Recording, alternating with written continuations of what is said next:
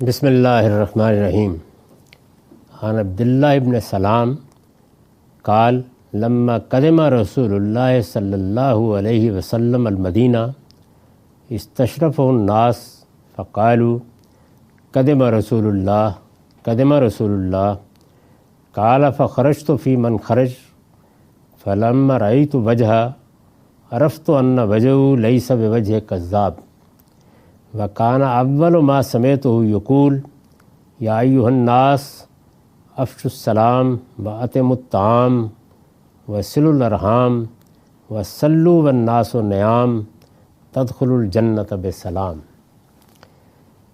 عبداللہ بن سلام بیان کرتے ہیں کہ نبی صلی اللہ علیہ وسلم جب مدینہ تشریف لائے تو لوگ آپ کو دیکھنے کے لیے امڑ آئے، یعنی جب ہجرت ہوئی تو لوگ یہاں پہلے سے انتظار کر رہے تھے۔ جیسے ہی رسالت میں آپ صلی اللہ علیہ وسلم اپنی اونٹنی پر دور سے نظر آئے تو لوگ جمع ہونا شروع ہو گئے۔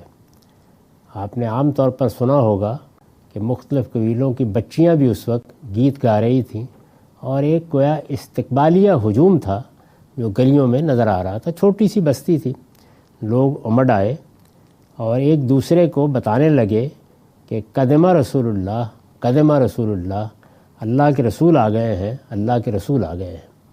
یہ ایک بڑی خوشخبری تھی مدینے والوں کے لیے۔ وہ ایمان لا چکے تھے، اللہ کے رسول کو پہچاننے کی اللہ نے ان کو توفیق ارزانی فرمائی، اور اگرچہ رسول اللہ صلی اللہ علیہ وسلم کی بعثت ان میں نہیں ہوئی تھی، بعثت تو ام القریٰ میں ہوئی، قریش کے اندر ہوئی، لیکن یہ سعادت ان کو حاصل ہوئی کہ وہ آپ کو ہجرت کی دعوت دیں، آپ ان کے شہر کو اپنا شہر بنائیں، وہی شہر آپ کا مدفن بنے اور وہ قیامت تک کے لیے زندہ جاوید ہو جائے۔ تو لوگ محبت سے ایک دوسرے کو بتا رہے تھے کہ اللہ کے رسول آ گئے ہیں، اللہ کے رسول آ گئے ہیں۔ وہ کہتے ہیں کہ میں بھی ان کے ساتھ باہر نکلا، یعنی جب لوگ نکلے تو یہ سن کر کہ ہر طرف لوگ یہ کہہ رہے ہیں، میں بھی نکلا۔ پھر میں نے جب آپ کا چہرہ دیکھا تو مجھے اسی وقت اندازہ ہو گیا کہ یہ چہرہ کسی جھوٹے آدمی کا نہیں ہو سکتا۔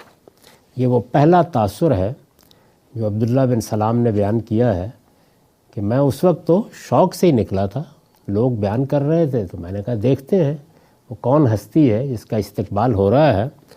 تو آپ کے بارے میں یہ تو واضح ہی تھا کہ آپ نے رسالت کا دعویٰ کیا ہے، یہ محض کسی حکیم یا فلسفی یا کسی بڑے لیڈر کی آمد نہیں ہے، یہ اس شخص کی آمد ہے یا اس ہستی کی آمد ہے جس کے بارے میں یہ اعلان کیا گیا ہے کہ وہ خدا کا آخری پیغمبر ہے۔ تو لوگ یہ سن کر باہر آئے تو یہ کہتے ہیں کہ میں بھی باہر آیا، اور میں نے جیسے ہی آپ کا چہرہ دیکھا تو مجھ پر یہ حقیقت پہلے ہی مرحلے میں پہلا تاثر یہ تھا کہ یہ چہرہ تو کسی جھوٹے کا چہرہ نہیں ہو سکتا۔ اب میں نے دیکھا کہ آپ قریب ہوا کہ آپ کہہ کیا رہے ہیں۔ اس موقع پر پہلی بات جو آپ کی زبان سے میں نے سنی، یعنی آپ اونٹنی پر سوار تھے اور لوگوں کو خطاب کر کے راستے میں چل رہے تھے اور کہہ رہے تھے۔ وہ کیا کہہ رہے تھے؟ وہ یہ تھی کہ آپ نے فرمایا لوگوں سلام کو عام کرو، یعنی سلام کیا ہے؟ آپس میں سلامتی کی دعا دینا۔ ہمارے دین میں اس کو دینی شعار کی حیثیت حاصل ہے۔ جو آداب مقرر کیے گئے ہیں ایک دوسرے کے ساتھ ملنے کے، ہر قوم میں ایسے آداب ہیں، آپ یہاں بھی دیکھیں، آپ دوسری قوموں میں بھی دیکھیں، تو لوگ ملتے ہیں تو یا کچھ اعمال ان سے سرزد ہوتے ہیں یا کچھ الفاظ زبان سے نکلتے ہیں۔ یہ جب آپ ملتے ہیں تو آپ مصافحہ کرتے ہیں، معانقہ کرتے ہیں، یا اور کسی طریقے سے اپنی محبت یا اپنی میزبانی کا احساس دلاتے ہیں۔ تو ایک طرف یہ اعمال ہیں اور دوسری طرف کچھ الفاظ بھی، یعنی آپ مارننگ کہتے ہیں یا کسی جگہ کوئی اور لفظ استعمال، صباح الخیر یا کوئی اور لفظ اختیار کرتے ہیں یا خوش آمدید کہتے ہیں، تو یہ سارے الفاظ جو ہیں یہ اصل میں ان جذبات کا اظہار کرتے ہیں جو ہم دوسروں کے لیے رکھتے ہیں۔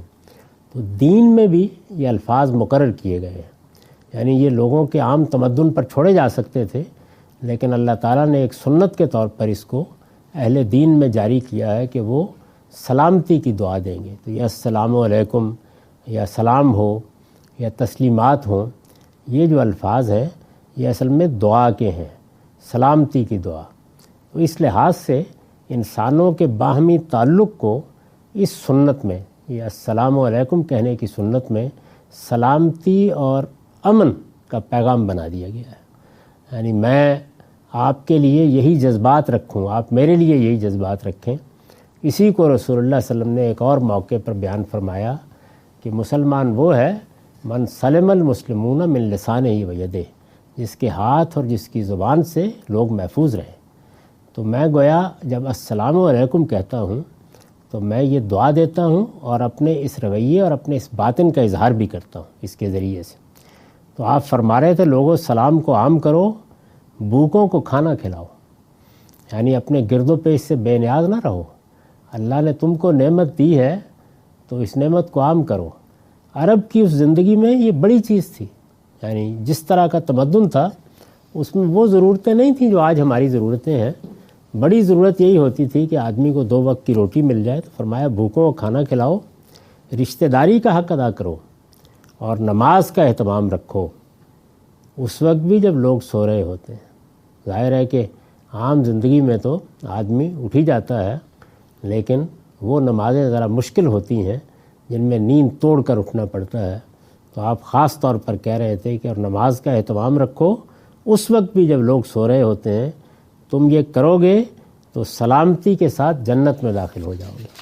یہ تو ترجمہ ہے۔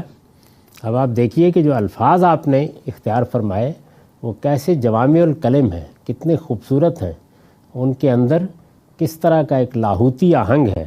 یا ایھا الناس افشوا السلام واطعموا الطعام وصلوا الارحام وصلوا والناس نیام تدخلوا الجنۃ بسلام۔ بہت ہی خوبصورت الفاظ ہیں، اور یہ الفاظ ہیں جو اس وقت آپ کی زبان پر جاری تھے۔ اور اگر آپ غور کریں تو ان میں وہ ساری داستان سمٹ آئی ہے جس کو ہم دین کہتے ہیں۔ یعنی اگر آپ دین کو اس زاویے سے دیکھیں کہ وہ ہمارے اندر کیا اقدار ہیں جس کو پیدا کرنا چاہتا ہے، وہ ساری بات بیان ہو گئی۔ یعنی ہم ایک دوسرے کے لیے سلامتی کا پیغام بنے، اس کا مطلب یہ ہے کہ جتنی حرمتیں اللہ تعالیٰ نے بیان کی ہیں وہ ساری اس میں سمٹ آئی۔ اب کسی کی حق تلفی کرنا، کسی کی جان مال آبرو پر زیادتی کرنا، اس کا امکان ختم ہو گیا۔ تو اپنے اندر سلامتی کو عام کرو۔ اسی طرح سے سیدنا مسیح نے کہا تھا نا کہ سب سے بڑی چیز کیا ہے؟ خدا سے محبت رکھو اور اپنے پڑوسی سے۔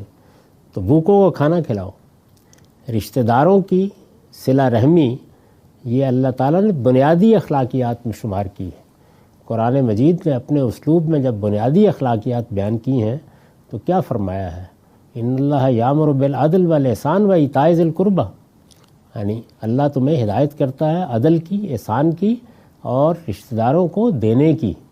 ظاہر ہے کہ ان کی ضرورتوں کو پورا کرنا مقصود ہے، اس کو صلہ رحمی کہتے ہیں۔ تو حضور اس موقع پر بھی یہ کہہ رہے تھے کہ رشتہ داروں کے معاملات اور ان کے حقوق ادا کرو، اور پھر نماز، اللہ کے ساتھ تمہارا تعلق، نیند توڑ کر بھی، جب آمادگی نہ ہو اس وقت بھی، یہ حاضری ہے خدا کے دربار میں۔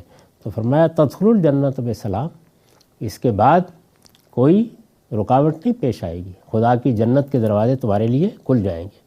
تو پورے پیغام کو آپ نے ان خوبصورت الفاظ میں بند کر دیا، اور ہجرت کے لیے جب مدینہ میں داخل ہوئے تو یہ پیغام تھا جو آپ کی زبان پر تھا۔ وآخر دعوانا الحمدللہ۔